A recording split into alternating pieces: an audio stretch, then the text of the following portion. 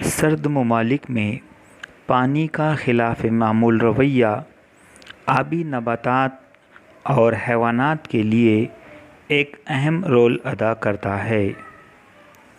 سردیوں کے دنوں میں جب درجۂ حرارت کم ہوتا ہے تو پانی 4 ڈگری سیلسیس تک حسب معمول رویہ اپناتا ہے۔ اس کی کثافت زیادہ ہوتی ہے اور وہ تہہ میں جاتا ہے، یہاں تک کہ تمام پانی کی کثافت یکساں ہو جاتی ہے۔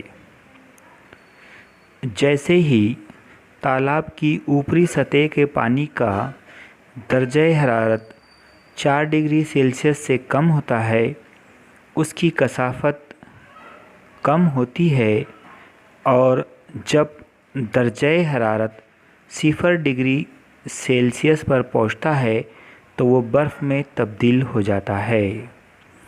برف حرارت کا غیر موصل ہونے کی وجہ سے نیچے کے پانی کا درجۂ حرارت 4 ڈگری سیلسیس ہی رہتا ہے اور آبی جاندار اس میں زندہ رہتے ہیں۔